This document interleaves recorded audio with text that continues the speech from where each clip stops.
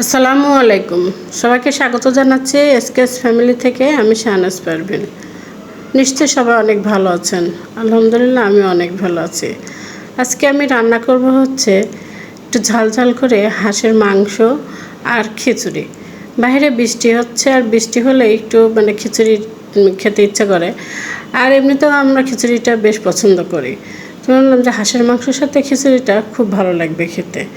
সেজন্যে তো হাঁসের মাংস মেখে টেখে রেখে দিয়েছিলাম। তারপরে রান্নাও করে নিলাম। রান্না নামানোর আগে আমি একটু বেরেস্তা ভেজে তারপরে বেটে রেখে দিয়েছিলাম ফ্রিজে। সেটা হচ্ছে আমি এখন দিয়ে দিলাম। এই বেরেস্তাটা বেটে দিলে মাংসের অনেক সুন্দর একটা সেন্ট আসে। তারপরে তো গরম পানি বসিয়ে দিয়েছি খিচুড়ির জন্য। আর খিচুড়িতে আমি সাধারণত গরম পানি দেওয়ারই চেষ্টা করি, তাহলে খিচুড়িটা খুব তাড়াতাড়ি হয়ে যায় এবং একদম ঝরঝরে হয়। আর মাংস দিয়ে তো নরম খিচুড়িটা খেতে ভালো লাগবে না, সেজন্য গরম পানি বসিয়ে দিয়েছি। আর এপাশে আমি পেঁয়াজ, রসুন আর কাঁচামরিচ একটু তেলে ভেজে নিলাম। তারপরে দিয়ে দিলাম এলাচ, দারচিনি আর তেজপাতা। তারপরে একটু জিরা ফোড়ন দিলাম, দিয়ে এটা একটু ভেজে নেব। তারপরে আমি চাউলটা দিয়ে দিব। আমি এখানে একটু জিরা বাটাও দিলাম। জিরা বাটা, আদা বাটাটা আমি একটু তেলে ভেজে নিচ্ছি আজকে। তারপরে আমি চাউলের সঙ্গে দিয়েছি মসুরের ডাউল আর মাসকলাইয়ের ডাউল। আজকে 2 রকম ডাউল দিয়ে আমি খিচুড়ি রান্না করব। এখন আমি লবণ দিয়ে দিলাম পরিমাণ মতো। তারপরে এখানে মরিচের গুঁড়ো আর হলুদের গুঁড়ো দিলাম। শুকনো মরিচের গুঁড়োটা দিলে খিচুড়ির কালারটা অনেক সুন্দর আসে। তো মশলাটা একটু ভেজে নেওয়ার পর আমি চাউলগুলো ঢেলে দিলাম। তারপর মশলাটার সঙ্গে চাউলটা আমি একটু ভেজে নেব। আর মাসকলাইয়ের ডাউল ছাড়া খিচুড়িটা আমার ভালোই লাগে না খেতে। মাসকলাইয়ের ডাউল দিলে সুন্দর খিচুড়ি থেকে একটা সেন্ট আসে। তারপরে তো গরম পানিটা আমি দিয়ে দিচ্ছি। আর গরম পানিটা দেওয়ার সঙ্গে সঙ্গে কিন্তু সুন্দর বলক চলে আসছে, তো খিচুড়িটা খুব তাড়াতাড়ি হয়ে যায়। আর ঠান্ডা পানি ব্যবহার করলে পানিটা একটু গরম হতে সময় লাগে। আর খিচুড়িটা অত ইয়ে হয় না আর কি, যার যেটা আর কি ভালো লাগে। তারপরে তো খিচুড়িটা বেশ কিছুক্ষণ বলক পড়ার পরে আমি এখানে একটু বড় বড় করে কয়েকটা পেঁয়াজ কেটেছি, সেই পেঁয়াজটা দিয়ে দিলাম। পানিটা কিন্তু আমার অনেকটাই শুকিয়ে গেছে। আমি একটু সরিষার তেল ছড়িয়ে দিয়ে দমে বসিয়ে রাখবো। আর কিছুক্ষণ পরে ঢাকনা উঠিয়ে দেখবো একদম ঝরঝরে কিন্তু খিচুড়ি হয়ে গেছে। খিচুড়িটা তো নামিয়ে নিয়েছি। তারপরে এখন মাছলে খেতে বসে গেছি। একদম কিন্তু ঝরঝরে গরম গরম খিচুড়ির সাথে হাঁসের মাংস ভুনা।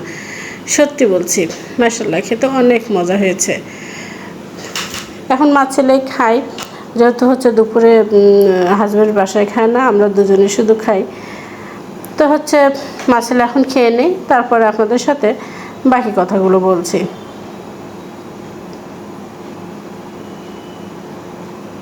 এটা যে বিকেলে জন্য একটু নাস্তা তৈরি করছি। আজকে একটু চিকেন ফ্রাই করব বিকেলের জন্য, আর একটু চিপস ভেজে নিচ্ছি। চিপসগুলো বেশ কিছুদিন হলো নিয়ে এসেছি কিনে, তো ভাজাই হয় না। দেখা যায় যে অনেক সময় কি খেয়ালও থাকে না চিপসের কথা।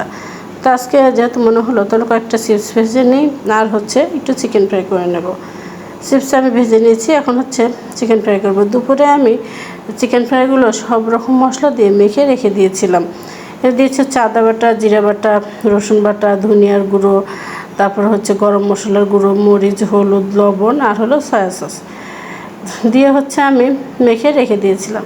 তারপরে এখন আমি তো একটু ময়দার সঙ্গে কোট করে তেলে ভেজে নেব। আর এই ময়দার সঙ্গে আমি মিশিয়েছি একটু চাউলের গুঁড়ো, ময়দা আর লবণ আছে, আর সামান্য পরিমাণে শুকনো মরিচ আছে, একটু হালকা গোলমরিচ দিয়েছি। এর সঙ্গে একটু চেপে চেপে কোট করে নিচ্ছি। তারপরে আমি অল্প আছে তেলে এগুলো ভেজে নেব। আর চিকেন ফ্রাইটা খেতে কিন্তু আমরা সবাই খুবই পছন্দ করি, সেজন্য এটা। আর আমার ছেলের তো এই ধরনের খাবারগুলোই বেশি পছন্দ। চিকেন ফ্রাইগুলো একটু সময় নিয়ে ভাজবো, তাহলে সুন্দর মচমচে হবে। আর জোরে দিলে পুড়ে যাবে, কিন্তু চিকেন ফ্রাইটা কিন্তু মচমচে হবে না। নরম হলে আমার কাছে খেতেও ভালো লাগে না। ভাজা হয়ে গেছে, এখন আমরা দিয়েছি বিকেলের নাস্তা। চিকেন ফ্রাইয়ের সঙ্গে আমি একটু টমেটো সস আর এই তো চিপসগুলো ভেজে নিয়েছি। এখন আমরা মজা করে একটু বিকেলের নাস্তাটা করে নিই।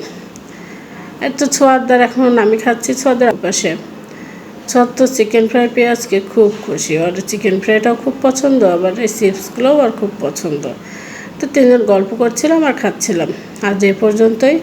সবাই ভালো থাকবেন। আল্লাহ হাফেজ।